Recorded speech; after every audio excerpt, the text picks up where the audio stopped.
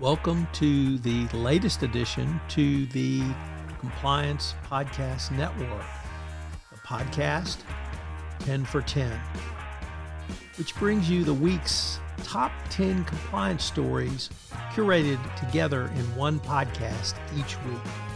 Tom Fox, the voice of compliance, brings you the compliance professional stories you need to be aware of at the end of your busy week.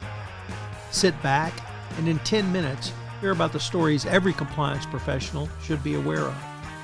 Every Saturday, 10 for 10 highlights the most important news, insights, and analysis for the compliance professional, all curated by the voice of compliance, Tom Fox. Get your weekly filling of compliance stories with 10 for 10. Hosted by Tom Fox. 10 for 10 is a production of the Compliance Podcast Network. First, a word from the sponsor of the Compliance Podcast Network for this month, Ethico. If you're a compliance officer, middle managers are crucial in getting your programs from you to your frontline employees. But how do we activate those managers and get them on our side? Ethico's new Middle Manager Toolkit equips you with the skills needed to empower your managers, to promote a culture where ethical behavior thrives and employees feel empowered to speak up. Learn how to turn frontline managers into ethical leaders with our new white paper, Empowering Middle Managers as Ethics Champions. And did I mention you can get the whole toolkit for free? Head to ethico.com to download the full toolkit today. 10 for 10 for the week ending March 1, 2025. Yes, it's the third month of 2025. Today we begin with several stories, the first of which is Elizabeth Holmes, Theranos founder's conviction was upheld by the Ninth Circuit Court of Appeals, and her co-defendant Sunny Balwani as well on charges of defrauding investors for the failed blood test startup once valued at $9 billion. Three-judge panel for the Ninth Circuit rejected claims of legal errors at their separate trials. Holmes is well known and her story is well known, but she clearly engaged in fraud in selling a service and product that didn't exist or at least didn't work. Next up, the first of three stories from the Wall Street Journal. The first one is that Thailand has deported Uyghur detainees back to China over U.S. objections. Authorities in Thailand deported dozens of Uyghur men to China despite vehement public objections and weeks of behind-the-scenes diplomacy from the U.S., obviously showing what they think of the Trump administration. Thailand deported men who had been in custody for more than a decade after fleeing China's Xinjiang region, where the Muslim Uyghur minority is facing persecution that the U.S. has deemed genocide. Their plight had become a high-profile test of U.S. influence in Asia, and Trump administration clearly failed. Next up, Trump reverses course on Venezuela, revoking Chevron's oil license. The move was triggered by what the president said was a failure of Caracas to accept deportees and make democratic reforms. So Trump wants to send people back to Venezuela, no doubt whether they'll be imprisoned or worse, and Venezuela wouldn't take them. So what's he do? He revokes Chevron's license to do business. Well, that's really showing Venezuela when you keep an American company from doing business and making money. A little inconsistency there. And our final of the trilogy of stories from the Wall Street Journal is with the CFTC, which has said it would give companies that voluntarily self-report potential misconduct more lenient penalties under a new enforcement advisory. In a memo published this week, the derivatives market regulator issued new guidelines on clarifying how it would give credit to companies that report their own potential misconduct and cooperate with the agency going forward. Now, doesn't that sound a whole lot like the DOJ self-disclosure pilot program that was premiered back in 2016 and now is enshrined into law? Wonder what's going to happen to the DOJ. And finally, from Reuters, it appears Meta is going to have to go to trial on claims that Facebook and Instagram prefers to hire foreign workers because it can pay them less. I wonder what the Trump administration has to say about that in the form of immigration.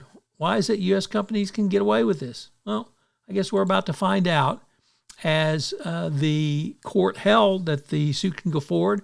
Now it will be up to the Trump administration to do so. Another article from Reuters gives us 10 takeaways for addressing artificial intelligence in 10Ks. Number 1, clearly define AI and describe what's material. 2, state its impact on your business strategy, operations, and prospects. 3, detail your research development. 4, competitive position. And 5, regulatory developments. 6, look at risk factors. 7, your management discussions and analysis of your use of AI. 8, cybersecurity disclosures. 9, corporate governance and human capital. And 10, process considerations. A great article for you to use. Next up, from the New York Times, it asks, why aren't American businesses raring to get back into Russia? Well, it would seem that it's a pretty high-risk proposition for you to go back into Russia. Not only is it emboldened by criminals all over the place, so of course you're subject to being kidnapped, but with the government has shown they will kidnap you as well and then hold you hostage.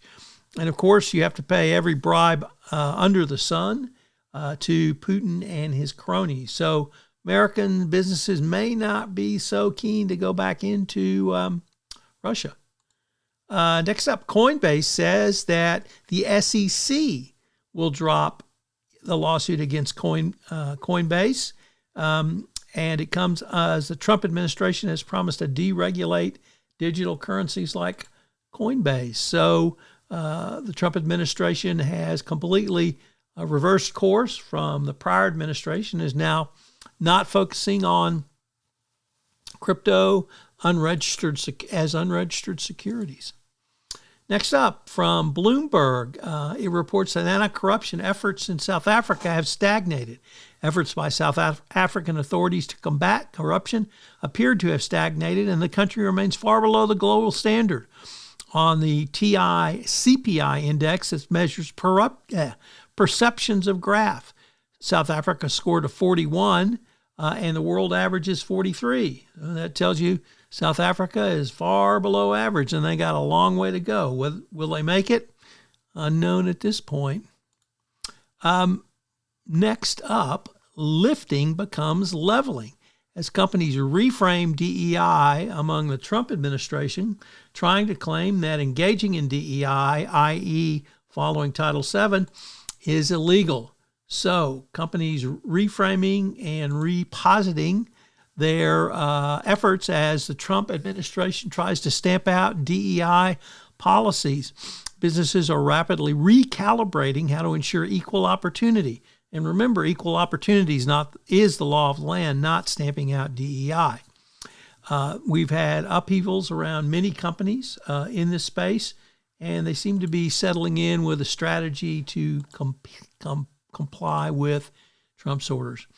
And finally, from the Financial Times, Alan Beatty writing in an op-ed piece that says Trump is giving a green light to corporate corruption across the United States. Although he notes with his opening sentence, to be frank, it's remarkable it took Donald Trump a whole 3 weeks to get around to freezing FCPA enforcement. He notes it will be just catastrophic for not only the United States businesses, but literally the rest of the world with Trump's pronouncement that he's suspending FCPA. How far the retrospective look back goes is an open question at this point. Nevertheless, he correctly notes that this will cost American businesses dearly and put American citizens at risk because of the potential criminal fines and penalties in countries in which America does business. Should you not think that is something that Americans need to worry about, I would point you to GlaxoSmithKline and the criminal convictions of the country manager and his direct reports back in 2018. Have a great weekend. Pretend is a special production of the award-winning Compliance Podcast Network. As I mentioned at the start of this podcast, our network sponsor is Ethico, and they've got a great new service offering for you, a middle manager's toolkit. We've linked to it in the show notes, and it's available to you at no cost. Many companies struggle with getting information to middle managers, which allows them to be the first line of response in a speak-up culture. And Ethisphere has answered this challenge by putting together a middle manager's toolkit. Check it out in the show notes. Thanks so much for listening to this episode of 10 for 10. I hope you'll check out the newest podcast in the Compliance Podcast Network, the Compliance Tip of the Day. In Compliance Tip of the Day, I give a 5 to 8 minute summary of one tip that you can integrate into your compliance program or put together for greater compliance program efficiency.